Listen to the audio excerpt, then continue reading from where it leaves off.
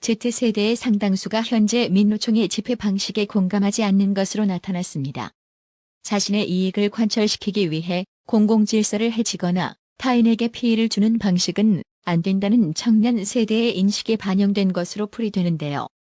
데일리안이 여론조사 전문기관 여론조사공정에 의뢰해 지난 19일에서 20일 이틀간 전국 만 18세 이상 28세 이하 남녀만을 대상으로 설문해 1,006명이 응답한 조사에 따르면 현재 민노총의 집회 방식에 대해 어떻게 생각하십니까라고 물은 결과 응답자의 45.9%가 공감하지 않는다고 답했습니다.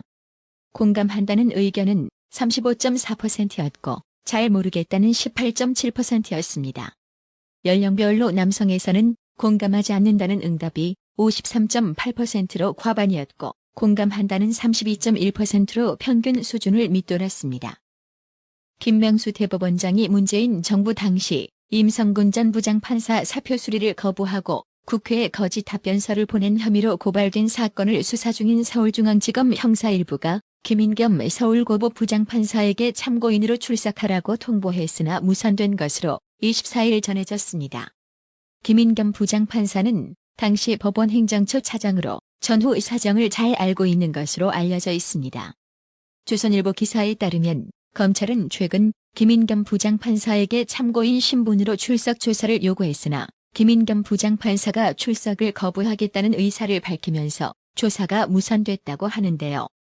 해당 소식에 네티즌들은 검찰 출석 거부했다는 것은 더러운 좌판들이 구린 것이 많다는 증거다. 자기들이 공정한 판결을 하고 정정당당하다면 굳이 출석 안 할 이유가 없다. 법복을 입고 판결을 굳게 한 썩은 좌판들 이번에 싹 다 탄핵시켜서 법복 벗겨버려야 한다고 힐난하며 문재인이 임명한 김명수에 의해 국가의 근간인 법치주의를 무너뜨리고 있으며 우덜법 사법부를 최우선 개혁하고 김명수를 구속해야 한다고 격분했습니다. 국회 윤리특별위원회 윤리심사자문위원회는 23일 국회에서 회의를 열어 김남국 의원의 징계안을 심사했으나 김남국 의원의 비협조로 어려움을 겪었습니다. 유재풍 자문위원장은 회의 후 기자들과 만나 전체적으로 어떻게 거래를 했는지 자세히 알아보려 했는데 김남국 의원이 본건과는 관계가 없으니 안 내겠다고 했다며 김남국 의원의 비협조를 전했습니다. 이에 김남국 의원은 24일 국회 윤리자문위가 자신의 비협조로 어려움을 겪고 있다고 밝힌 것과 관련 국회 윤리자문위의 출석 요청을 포함해서 요청한 자료 제출에 성실히 준비해서 모두 제출했다고 반박했는데요. 김남국 의원은 이날 페이스북을 통해 이같이 주장하며 단 전체 거래 내역을 제출해달라는 요청은 징계 사유가 구체적으로 특정도 되지 않은 상태에서 징계 관련성과 필요성이 없다고 판단되어서 제출하지 않았다고 말했는데요. 구독자님, 윤리위가 요구하는 자료는 거부하고 윤리위 징계 심사 대상인 본인이 스스로 판별해서 자료 제출했다는 김남국 이 같은 반박 발언 이해가 되시나요? 지금 중앙선관위도 김남국처럼 오락가락하는 행보를 보이는데요. 중앙선거관리위원회가 지난 22일 부정채용 관련 자체 전수조사 결과 사촌 이내 친인척 특혜 채용 의혹이 확인된 경력직 채용이 21건이라고 밝혔습니다.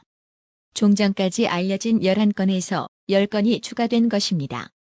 이와 관련 국민의힘은 노태학 선관위 원장은 선관위에 대한 모든 책임을 지고 자리에서 물러나야 한다고 촉구했습니다.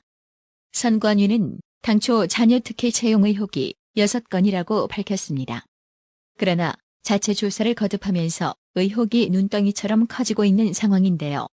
구체적으로 2011년부터 부모 자녀 채용은 13건, 배우자 3건, 형제자매 2건, 삼촌, 사촌 3건으로 총 21건으로 파악됐습니다.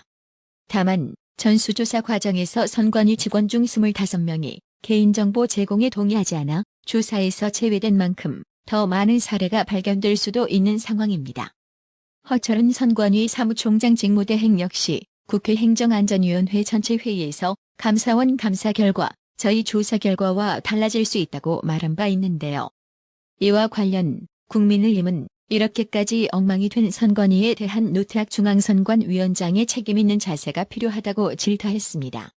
장동혁 국민의힘 원내대변인은 23일 뉴데일리와의 통화에서 개인정보 제공에 동의하지 않은 사람도 있는 만큼 얼마나 더 늘어날지 알 수 없다며 21건으로 늘어난 것만 보더라도 더 심각한 문제들이 있을 수 있기 때문에 감사원 감사를 전면 수용해야 한다.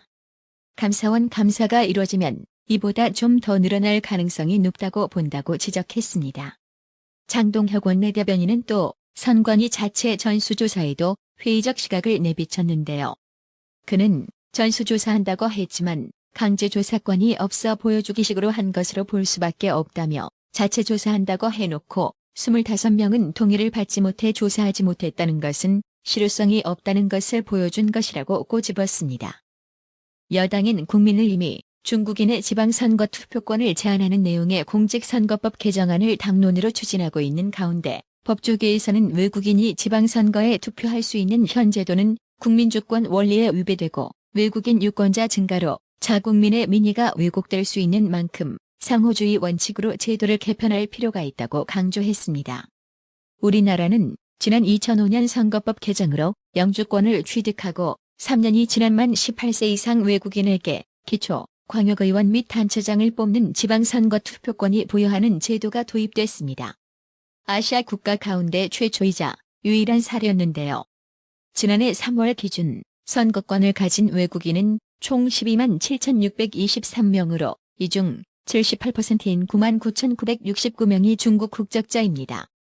또 외국인 유권자는 2006년 6,726명에서 2022년 12만 7,623명으로 계속 늘어나는 추세인데요.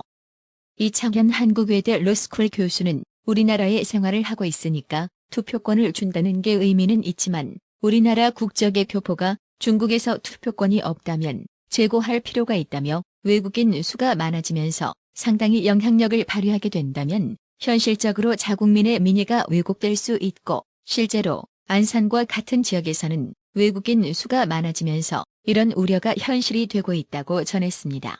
광주지검 순천지청장을 지낸 김종민 변호사는 참정권을 준다는 건 굉장히 중요한 권리를 주는 것이기 때문에 참정권을 행사하는 외국인이 누구인가, 왜 줘야 하는가에 대한 근본적인 검토도 필요하다며 사실상 현재 지방선거 투표권을 행사하는 사람들의 80%가 중국 국적자라면 과연 이것이 타당한가? 항상 외국과의 관계는 상호주의이기 때문에 상호주의 원칙에 부합하는가를 따져 검토해야 한다고 설명했습니다. 서울중앙지검 검사 출신인 박인원 변호사는 외국인 지방선거 투표권 부여의 문제를 제대로 모르고 법안을 통과시킨 것부터 잘못이었다며 상호주의 원칙에 입각해 중국에 그런 제도가 있는지 먼저 살펴보고 했어야 했다고 잘라 말했습니다. 그러면서 중국에 거주하는 한국 국적을 가진 한국인은 선거권이 없는데 일방적으로 외국인의 투표권을 주는 것은 불합리하다. 참정권은 국민주권 원리에 따라 국적자에게만 부여되는 권리라고 꼬집었습니다.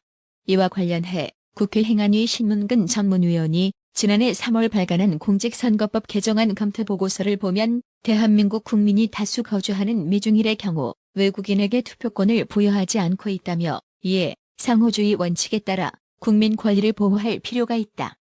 참정권은 원칙적으로는 외국인에게 인정되기 어려운 기본권이고 전 세계 많은 나라가 자국민에게만 참정권을 인정하고 있다라고 밝혔습니다. 송영권님, 어려운 형편의 나라의 TV 운영 유지를 위해 구독료 후원에 동참해 주셔서 정말 감사합니다. 나라의 TV는 구독료 후원으로만 운영 유지되고 있으니 구독자님들의 따뜻한 정성이 필요합니다. 항상 뉴스 전달 방식에 노력하는 나라의 TV가 되겠습니다. 구독 그리고 알람 설정, 뉴스 영상 내용이 좋았다면 좋아요를 클릭해 주세요.